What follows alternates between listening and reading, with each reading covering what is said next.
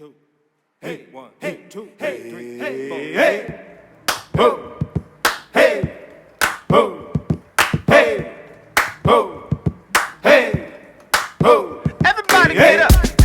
Ho, hey, ho, hey, ho, hey, ho. Everybody get up. Everybody get up. I said, everybody get up. Everybody get up. I said, everybody get up. Hey, LaDios, how you doing? Girl, great. How you doing, Miss Rav'n? I am fantastic. So this week, what are we talking about? We are talking about structural racism in film and TV. Fantastic. And fantastic. before we get started, why don't we do a check-in? How you doing? I'm doing all right. Wishing structural racism would go away. So yeah, other than that, fantastic. How about you? Yeah, it's amazing. Seen a beautiful thing that happened on 29th and Downing, was it Thursday? I guess there was another death, unfortunately. But the collaborative of all these beautiful black people just coming together, and they came and celebrated his life, and it was just peaceful, and it was amazing. And then one of my Muslim sisters said she was driving down to Alameda, and they had another protest for Black Lives Matter, and it just stopped traffic. Traffic was not moving because it was an unscheduled one. Sure. And so it just goes to show you this beautiful holy uprising is moving right along. Yes. It's not going to stop. It's not going to stop. So, this is bringing us into our new topic. Sure. Structural racism in TV and film. So yeah, absolutely. I think I talked to you earlier this week, and I said something along the lines of, if Black people's lives mattered more, maybe in Hollywood, maybe people wouldn't have such a hard time grappling with why Black lives matter today. It made me think about the fact that when I was growing up, from the 80s to at least the late 90s, it was almost a running joke for every stand-up comedian to say, oh yeah, and the black guy gets killed the first 30 minutes of the film. That was a pretty normal thing, and it also kind of added to the fact that Black people don't matter in terms of our storyline, in terms of our grief, in terms of, every time that it would happen, it's kind of like, oh, okay, well, let's go on. Let's just move on with what's going on. So it even made me think of a more recent movie. Of course, I'm on a tangent right now. Please. Dick Halloran, one of my favorite authors, is Stephen King. And Stephen King has been known to invoke the magic Negro in quite a few of his tales, where there is a kind of magical, amazing black person that comes and saves everything. That's Mother Abigail in The Stand, and in The Shining, you have Dick Halloran. In Stanley Kubrick's edition of The Shining, Dick Halloran comes back to help save the kid and gets an axe in the back, I think it is. He just gets axed and that's it. And he gets kind of erased from the film. And in the book, Dick Halloran comes, saves the kid and the mother, and then becomes this active role in Danny's life throughout adulthood, which is such a wonderful, warming kind of thing. But we got robbed of that in the 1980s because, again, for some reason in Hollywood, Black lives don't seem to matter when it comes to storylines. And I won't say that's now all the time. We've made tremendous gains from 2000 on. But again, just speaking to my childhood, growing up as a kid of the 80s, the message was very clearly when I was growing up that, Black people just don't really matter much. Unless it was a black film, and back in the 80s and 90s, there weren't that many of them.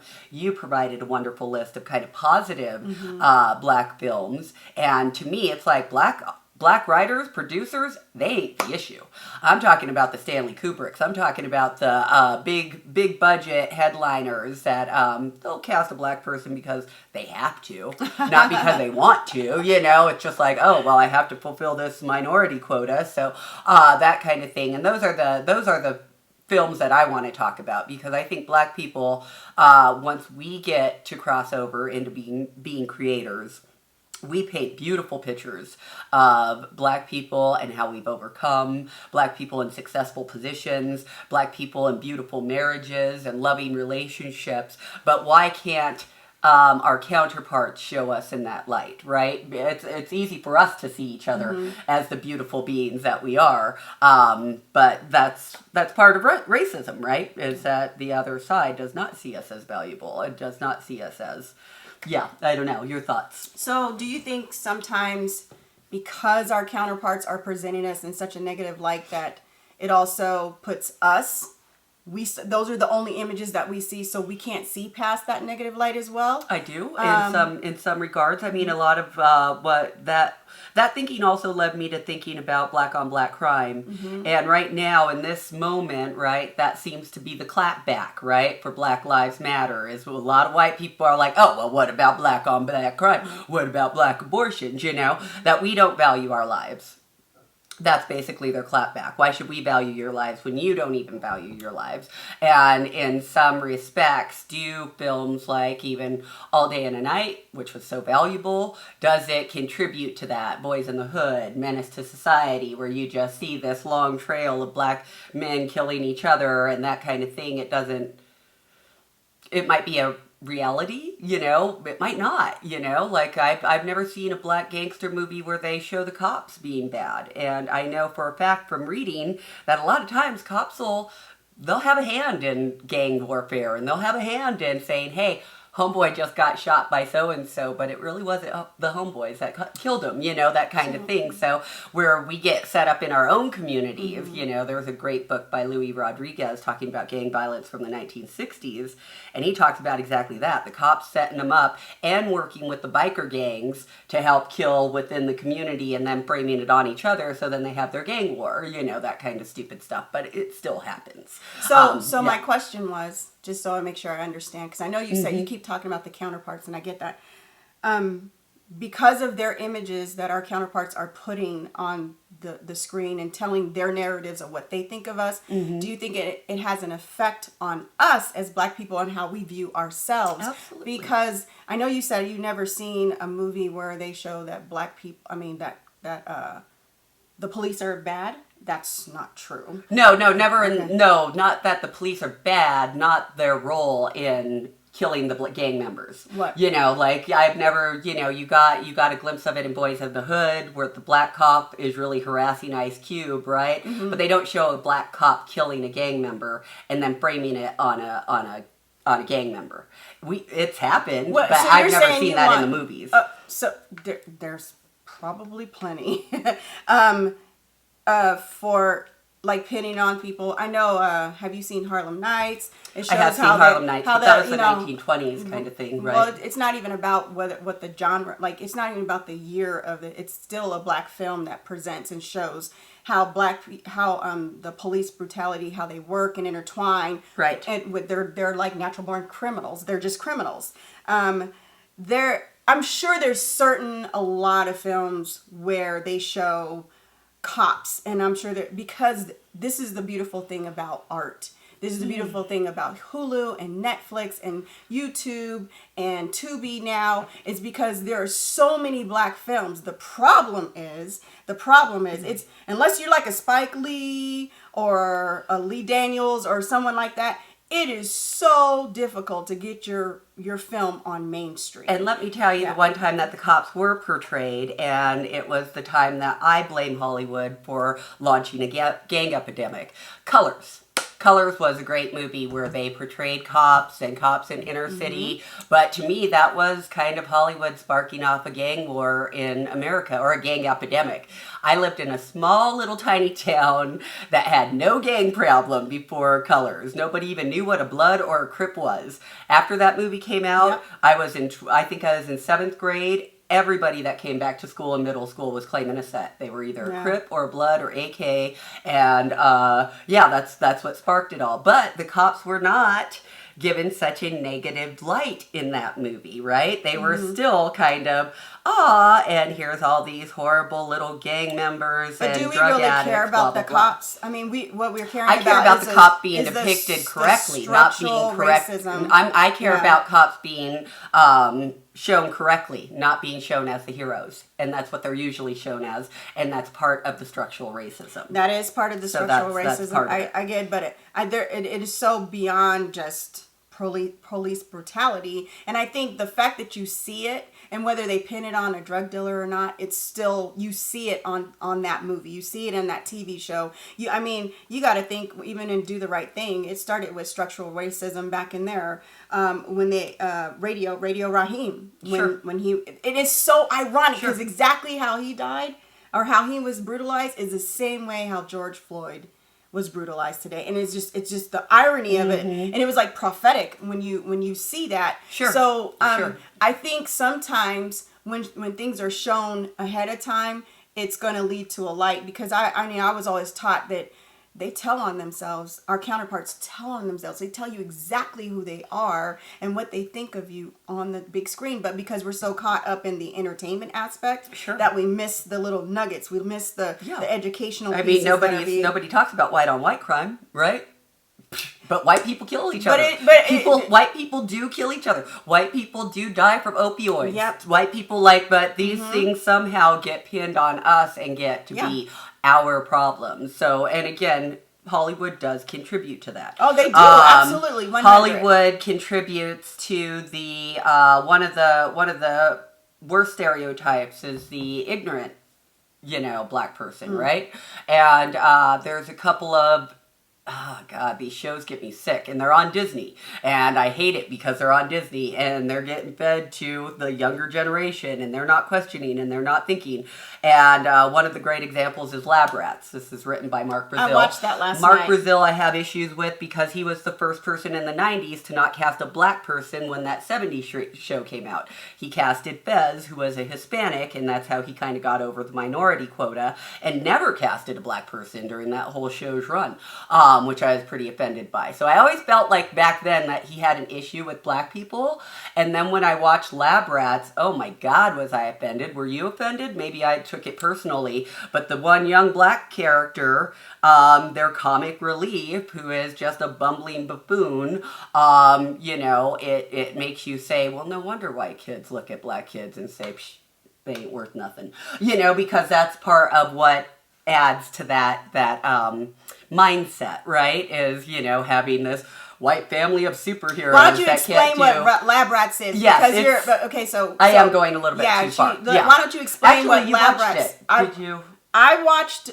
Well, she had mentioned this is what she was going to mention on the show, so I was like, "What is this?" Because I'm not like, everybody knows that Walt Disney's super racist, and he has subliminal messages in there. So, I don't really support Disney in that aspect, but I watched it, and it was, I didn't understand it. It was really, it was a Disney. I didn't understand what was going on. I kind of read a little verbiages about 4 superheroes, and I watched one episode that it was on free. Anyway, it had 3 white kids, 1 black kid, and a guy. And this episode was about them going into school, like integrating into high school and trying to be popular. But I was listening to the dialogue, which is what you had mentioned in your email. I was listening to the dialogue and how they made the young little boy like kind of like a buffoonery, and he's the comic relief, and that's how we're always presented. Like, we don't have a serious side, like we don't have an educational piece. And well, either we're criminals or we're idiots that can't do nothing right. And so I watched it and I was like, who watches this stuff? I mean, Americans' children. And then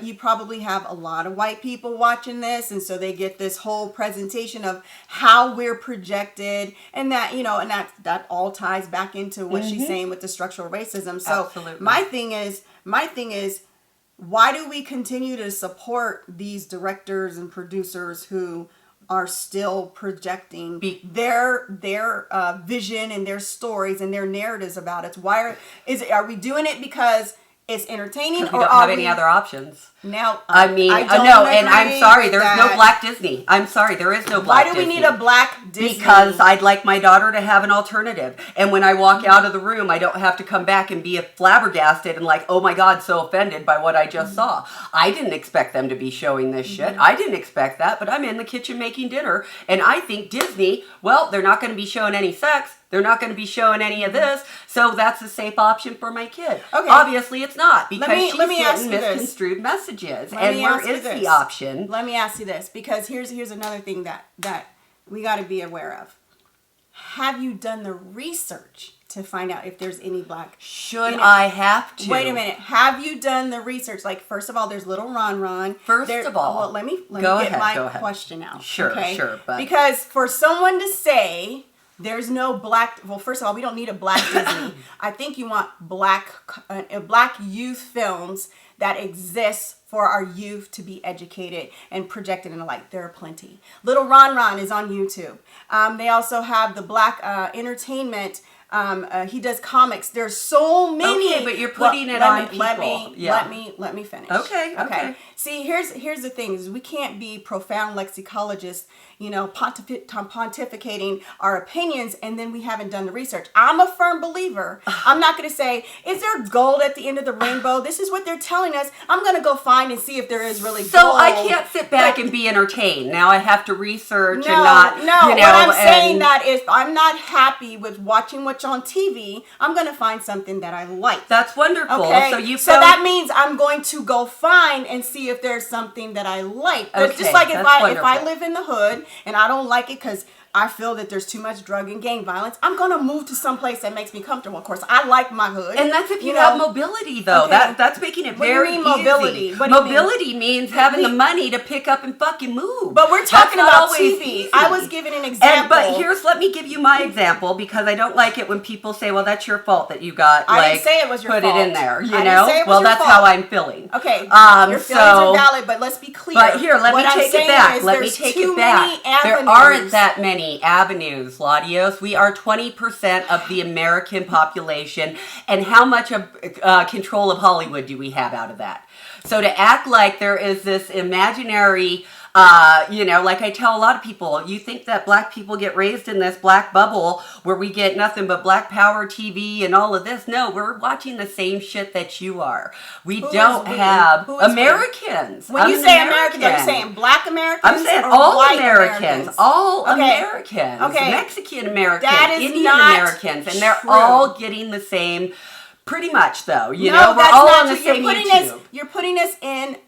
Can I finish my point? Yeah, of course. Okay? But I want you to Can I finish my point, though? Make it I. Make it personal. No. No, you can't put everybody generalized. Make it personal. I, Rav'n, make it personal. Make it personal. When you deal with your own beliefs, you have to make it personal. Okay? So make it personal. This is a good show, y'all. This is a good show. Is it? It's a good show. So we're gonna scratch that. Okay. Why are we scratching? Because I don't remember my point. I'm upset. Okay. Take a breath. So take a breath. Okay. To act like black Americans have so much control over what they see and what their what we get to listen to, what we get to see on TV, how we're represented, I just think that's unrealistic. That at the end of the day, I know that me personally, I'm at the whim of what Netflix chooses to produce. I'm at the whim of what, fucking ABC decides to put out. I'm at the whim of what fucking CBS decides to put out. And there might be some great black creators out there, and they might just get a spot, and I might just be able to support a Shonda Rhimes show or whatever. But to act like we're the ones in control, to act like we're the heads of CBS and all of that, is unrealistic. At the end of the day, we have control to an extent. I do not want to have to do 24 fucking hours of research and figure out what show I should or shouldn't be able to let my kids sit in front of the TV and watch. That's the reason for frocking TV. I don't want to put that much damn thought into it. Okay. I just want to be entertained. And you do have a point of, yes, you can go and find all of these and all of that. And at the end of the day, if I sit her down with YouTube and say, hey, watch this show that I've researched and blah, blah, blah, she might go and alt-click and find something that she wanted to watch because that's what her friends are watching. So, I mean, at the end of the day, what we're trying to talk about, though, are the portrayals of African Americans that get tied to structural racism. So I was talking about the buffoon black. That is part of it. The criminal black. Right. All right. So then there's other portrayals of African Americans, let's say with women, that tie to structural racism, right? Women being oversexed. Not caring about much else but getting laid or just, whatever, this kind of horn dog kind of woman that gets portrayed. The super loud, rude kind of black woman that gets portrayed. Again, Okay. we've made great strides in the last 20 years.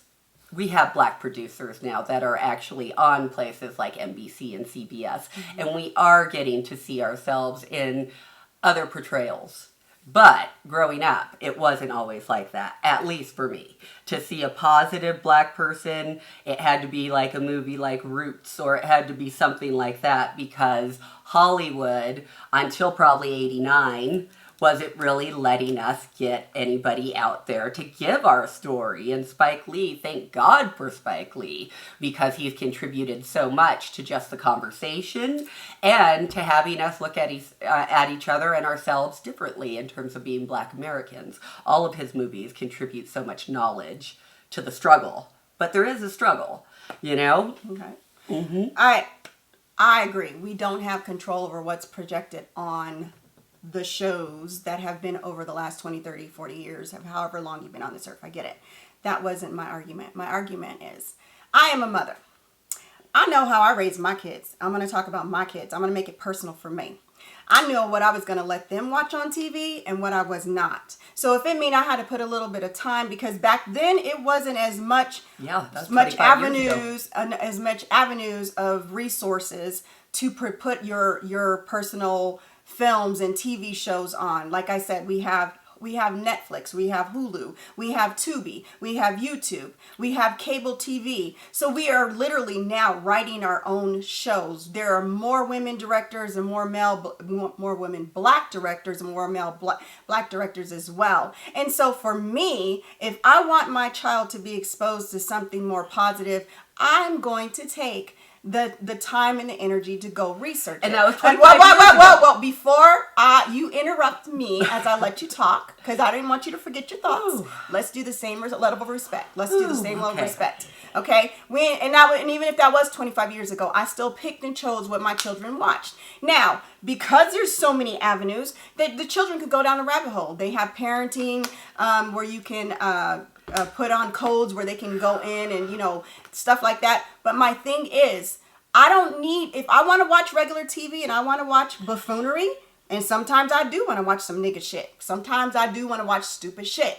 Okay? I love The Good Wife. I love that show and I binge on that. However, but if I want to have my child to have a good positive image, then I'm going to take the time as a parent to expose it. It's not for me, it's not a chore to give my daughter, my son, and any of my children, my grandchildren, if I ever have any, some good exposure for black people. Excuse me? Our topic? Okay, we're still on topic. We're on topic because I'm playing off of what you are. Well, you're talking about parenting. I am, because the parenting is talking about projected images on TV. And I'm still talking. Okay. So one of the things we got to be here is, Rav'n, you have an opinion, I have an opinion. So we have to be patient with each other's opinions. Sure. But right now you're kind of... No, I'm not, because maybe I'm down taking on my parenting. I'm not coming down on your parenting. I said me. I make it personal for me. That I said, I'm going to take the time, because you're saying we're at the whims. Yes, when you so turn you're on saying that... I didn't. I said me.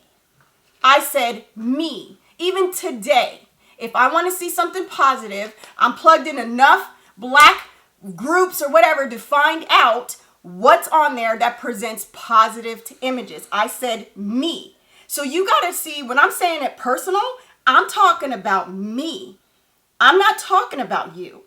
Because your argument was, we're at the whims. Yes, we're at the whims. When you turn on that fucking cable TV, you're going to get all this structural racism. But for me, I'm going to take the time to go find out what is positive that's going to put in my head and in my children's head and in whoever's in my hemisphere that wants to watch that show. But I cannot say that we're at the whims when you turn on the TV. Yes, you are. But you have control to say, we're not going to watch this. We're going to watch this. I'm going to see this. I'm going to find out, hey, we got Facebook. Anybody know any good black TV shows? Hell yeah, I do. This is what's going on. And there's plenty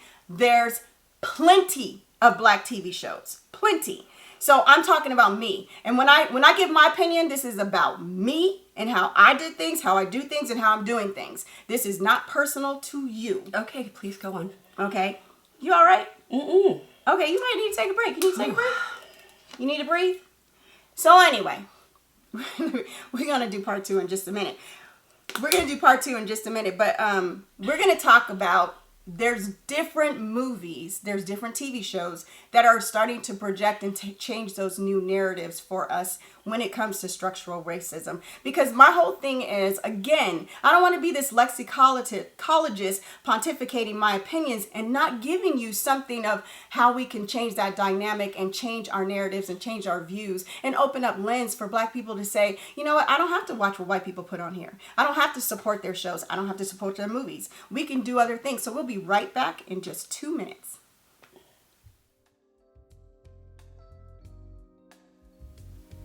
Hi, all you wonderful people. I'm LaDios Muhammad, actor with purpose. We are promoting Black businesses here today. Look at this beautiful satchel that was made by Amisha with Royalty Blends. She made this satchel for me as my bunny, my pet last year. Tika Amala died and transitioned. So she has anointed it and made this beautiful satchel to promote healing, spiritual healing, and peace of mind.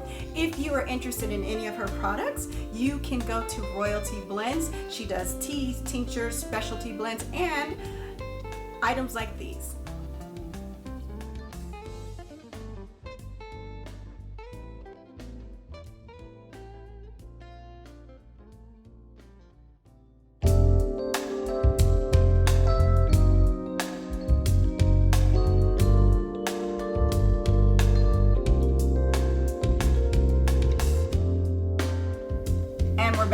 So first and foremost, I want to say this. This is my co-host. She's brilliant. She's amazing. She's beautiful. The one thing I want y'all to know is that I was not by any means judging her parenting skills. We were talking about how we choose what our children see. Okay? We do it anyway. Okay? So we're talking again about structural racism. Structural racism affects everybody, but this is a Black show and we're talking about Black people and we're talking about families all the way to children. So just to make sure you guys understand, we are still on topic. Now, I'm the kind of person where the glass is half full with me, and Rav'n, which I love because we have the yin and yang and the balance, which is awesome. Don't say I'm negative. I didn't say she's negative. I didn't say she's negative. Okay, so Don't say that my glass is half empty, well, please. I don't know what your glass is, but Exactly. I know. For me, the glass is half full. Mm-hmm. For you, is the glass half full or half empty? Half full, almost always full. Okay, so it's half full. So now she wants to talk about how the negative views it, and we are going to talk about that, and we are still talking about that. This is structural racism in film and TV. Okay, and there's things that she's seen. As she talks about what the negative views, I'm going to kind of counterpart it with something of, well, this is the positive part, okay? There's a lot of structural racism. There's lots of films out there. But I feel as we're moving forward, we're telling our own stories and we're changing that narrative. Whether white people see it or not is not important to me. It's if people that look like me see it. And I say me, Black, a Black woman in America. I'm talking about Black people. Okay, I don't care what white people think of us because we know who we are. See, and I do have a different opinion because Yes. I'd like Americans to think of us differently, period. I don't care if you're Asian American or white American or Hispanic or Black American. I want all Americans to have a more positive opinion of Black people, because the fact is the reason why there's a Black Lives Matter handle is because most people don't feel like Black Lives Matter. And there's a callousness to our race. There is a, I don't give a shit about them. They don't care about themselves kind of thing. And I'm trying to say, how does Hollywood contribute to that? How does Hollywood contribute that to everybody's mindset? I don't think cops would be killing Black people indiscriminately if they had a different feeling in their hearts about Black people. So for me, I really want everybody to have a different view of Black people, not just Black people, but all Americans, because it's this miseducation of America that is kind of put us all in this quandary, if you will, right? Because, yeah, I think black people tend to be pretty loving to each other, and the black on black crime is kind of more of a myth that gets perpetuated from Hollywood. In my own life, when I meet black people, they're the best. I love being with my folk. But at the end of the day, in America, you're taught, watch out. They're all going to be after you. You might get robbed. You might get raped. You might get... And that's a message that's been given to me, being a black American watching movies and things like that. So I can only imagine the message that gets sent out to other people that don't have the opportunity to go and actually break the color barrier, that do stay in their segregated cafes and in their white towns and those kind of things. So that's where I'd like the conversation to kind of bring some light to as well, because yes, black people are great. They're not the problem in my eyes. Black people were not the problem. We are not necessarily the problem, but again, if we're not creating new narratives for ourselves, then in our minds we'll think it's never realistically, and that black people are always like that. For instance, black people, when they start making whatever they consider success, money, what the first thing they do, they move out of hood. They disconnect from who they are, So their whole thing is, I got mine, you get yours. But brothers, you trying to help me? No. Okay. So you can say, one of the things you can say, yes, it would be beautiful if we can change that image, and I think we are over time. But until you change yourself, if you got self-hate, and no self-love for yourself, then it don't matter what. It doesn't matter how positive we put us in front of that screen. The whole thing is you hate yourselves, because we should be a community. Okay. Sure. And until that's projected within your own community, we can't change those narratives to the bigger scheme of things on TV. Okay. So if you ain't plugged into who you are, if you don't know who the hell you are as a black man and woman, you can't make no change. Is it Method Man or Red Man that stayed right where he lived in the projects the whole time after Wu-Tang got success? And I think he still lives in the projects. Method Man. And I love that. Mm-hmm. I love that. But what I wish would happen is not just staying there, build up the community. Start investing in, okay, I'm going to hire some black plumbers. I'm going to create some black electricians, and start building up the community outside of the hands of whoever is owning those developments and those kind of things. If you got that kind of money, why didn't you buy that development? And then you start renting out to your people, that kind of bigger picture kind of thing. But again, it goes to the whole... how we're projected on film. Not just how we're projected in film, but understanding how things work in a bigger picture in terms of, leases and land management and all of that kind of stuff, going much more bigger picture in terms of knowledge and how do you build things up. Because again, I think Shonda Rhimes, Spike Lee, there are a number of people that are that are just doing wonderful things for black people. I love Scandal. I love, what's the one? How to Get Away with Murder. There are some, even Grey's Anatomy, right? What a wonderfully diverse cast that was. And she really broke the mold back in the 2000s, because again, prior to the 2000s, we weren't getting that kind of representation. And it's really nice to see it happening now. But what do we do to get it further, I guess, if we're in this place where our population is low, it's 30,000 black people is a lot, right? Or 30 million black people is a lot, but compared to 300 million, it's not that much. So how do we keep people entertained? How do we keep people knowledgeable? How do we, when we are such a small segment of the population? That's a question. That's for as far as the television wise. As far as America. Okay, so here's something. As far as America, are we going on to America in general, or are we still staying on structural racism? I'm saying that there's 30 million black Americans, and there's 300 million Americans. Okay. So how do we get black representation out there to America in the mainstream when we're such a small percentage of the population? Well, I mean, again, there's so many different avenues to put your work out. But if you're just plugged into the general mainstream of watching TV, then that's what you see. But if you're not exposed and you don't make the effort to be exposed to all the wonderful black cinema, I mean, stuff that doesn't even make it, goes straight to video. There's so many black cinema that doesn't even make it to Netflix or Hulu or on the mainstream. It is our responsibility as individuals to educate ourselves. Here's one thing. So I know we had this conversation offline, and I was mentioning, as we're going into this topic, I definitely wanted to end on, and we'll mention some of the shows at the end of the shows that are projecting and trying to change the narratives of how black people are viewed. I said, what do you think about Blackish? And you was like, I love Blackish. You said, no, that's like the Cosbys. And I was like, It is like the Cosby I was Show. like, it's nowhere like the Cosbys. I asked several other black people, and they're like, they are like yin and yang, totally not like the Cosbys. And then you said, but it is. And you said, well, he's a black marketing executive, and she's a doctor. And then Bill Cosby was a doctor, and Felicia lawyer. Rashad was a lawyer. And you said that was not realistic. Now, hold on.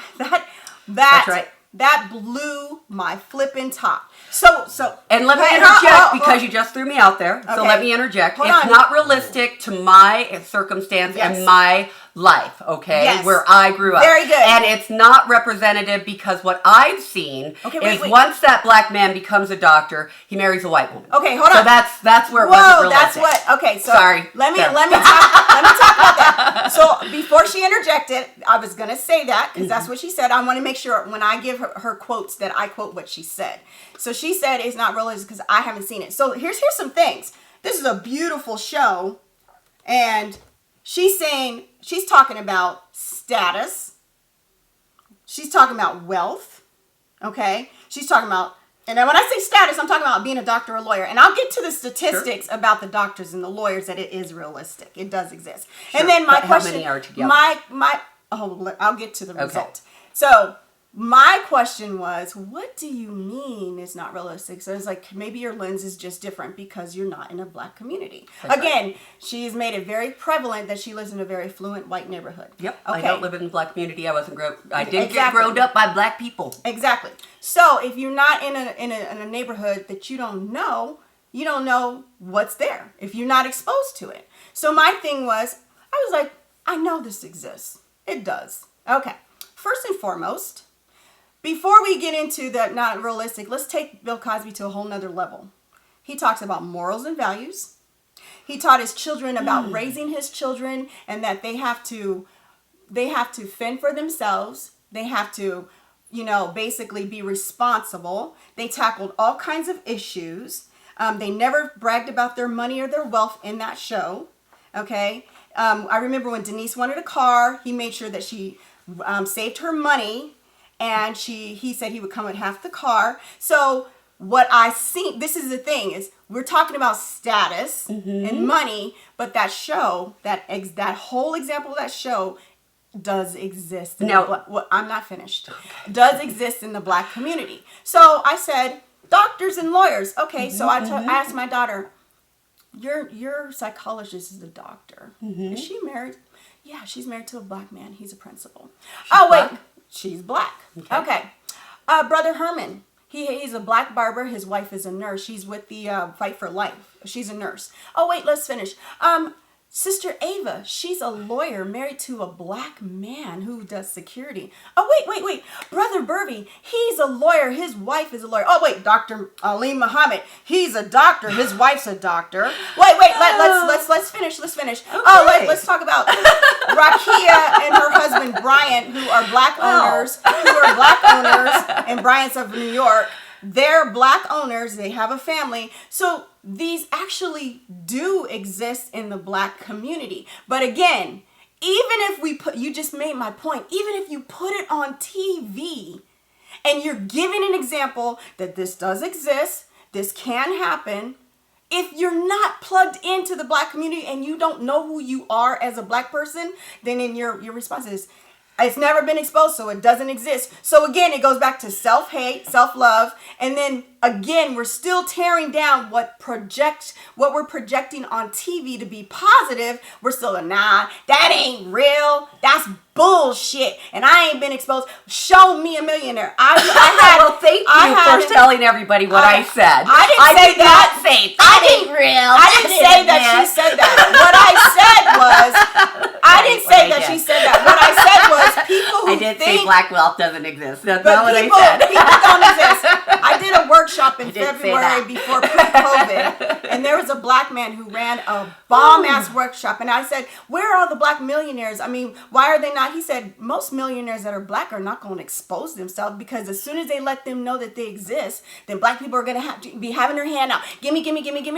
But, and again, I was a little flustered at the beginning because I had a ton of notes of black millionaires and billionaires that are in America. They exist, and I'm not just talking about entertainment. I'm not saying that they don't. I'm Nobody not saying said that I they didn't don't. say you did. No one said they don't. I didn't say you did. I said we had this projected on TV in the 80s. And then there's another family called Blackish projected in a positive 20 light. years later. And it's not like, it's nothing, because I've watched that show. It's like nothing like it. I mean, maybe it's more it would comical. be better if there wasn't a 20-year fucking gap, right? That you shouldn't have to wait 20 years to see black successful families. Because you have the Cosbys and you have Blackish, and in between there, who did you have? Maybe that's part of it. Maybe just period. That's just okay for me. Yes. That's part of it for me. Yes. Because for me, I do know black successful people. At the end of the day, though, they're not always married. At the end of the day, it's not always this beautiful, black love story that I get to see on television that I don't really know. Like you named a bunch of people that you know personally that are in your life. That's wonderful. Yep. I don't have that many people that I know, but I do know, know some me? pastors that are, you're not a doctor. I'm talking about people I have over to be a doctor? No, I'm talking about people in that status range. I'm talking about millionaires. I'm talking about black millionaires. I don't know any black millionaires, and the ones that I do know are married to white women. That's all. That's all that I'm saying. And that's only the ones that I know. Okay, so that then I know like one black millionaire, and surprise, yeah, but that's me in my life. But that's not what this show is about. Is it my perspective? No, it's not about my perspective, right? But we just went on a tangent about my perspective and what I've seen. And I think when you keep saying your perspective, what I'm tying it in is that because you just went through the whole Blackish and what I felt about it. Yeah, I did, and the reason why, because you're saying personal. if it's projected on film, we need these because we're not projecting it. But I'm saying even when it is, if our mindset hasn't been changed, we're still gonna think like that. There's still gonna be people that think like you. So then, how do you resolve it? And how do I think? You said that wasn't. You said that wasn't realistic, and I said you based all of this about status, and I'm basing this off of a black fucking family that happens to be middle class on TV. But is that realistic? Is it ever realistic? A TV on, like at the end of the day, those aren't real portrayals. Those are real portrayals. I just talked about black lawyers, black doctors. I'm going on to that 70s show. I'm going on to every fucking sitcom. It's fucking a writer and fucking a producer. It's not real life. Like, that's all that I'm saying. I'm confused that's all that I'm saying. Is that's what are you saying real is not life. real life? What are you saying is not real life? Pretty much anything that fucking is produced is it real life. That is, that's real life? Yeah, I don't think Will and Grace is real life. I think that's a produced TV show. So I think they're TV shows. We're talking about black TV shows. I thought we were talking about structural racism. We are talking about structural racism, but we could go into TV shows. That's another topic. Will and Grace, I don't even understand, like, I'm just saying that television as a whole is unrealistic, and that's might have been my off-the-cuff conversation with you when we were talking on Wednesday. Yeah. Is that, and so it got very much misconstrued into all of this, into being like, black people with wealth doesn't exist. That's fucking crazy. It exists. It does exist, and that is what I was saying to you Wednesday. So that's where I'm very offended. Realistic. You're saying I said that on Wednesday because I was saying, period.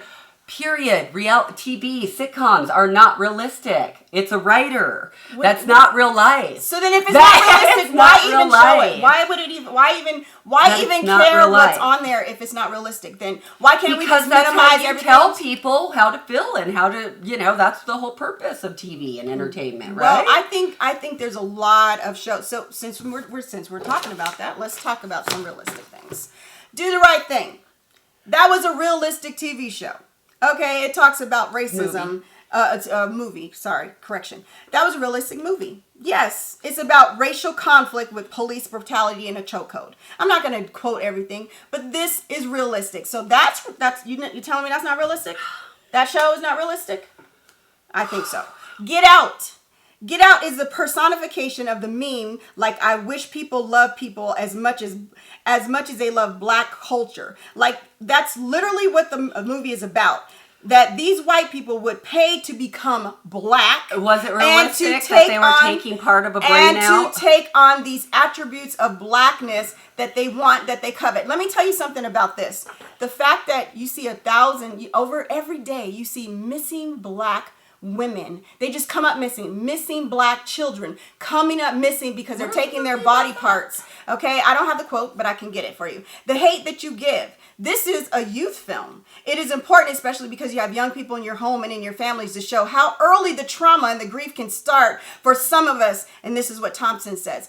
This is a realistic film. Insecure TV show by Issa Rae. Okay, it follows young black professionals living in Los Angeles who narrate friendships, relationships, and microaggressions in the workplace. That's a realistic TV show. I'm sorry, that does exist. Watchmen. Okay, yeah, it opens up with the Tulsa race riots, and it's kind of like the inciting the events and the fames and the characters are dealing with, and it's race and policing in a backdrop, and even it's it's still dealing with the issues of a very allegoric way. That's realistic, okay? Luke Cage. Okay, we're talking about a black superhero. Yeah, but again, it's rooted in race and is set in Harlem. It deals with some of the issues that the community has faced over the years, and they kind of weave that into the narrative and why it is people do what they do. I'm sorry, that's realistic to me. Blackish, upper middle class black families living in a predominantly white neighborhood. That happens all the time. That's realistic.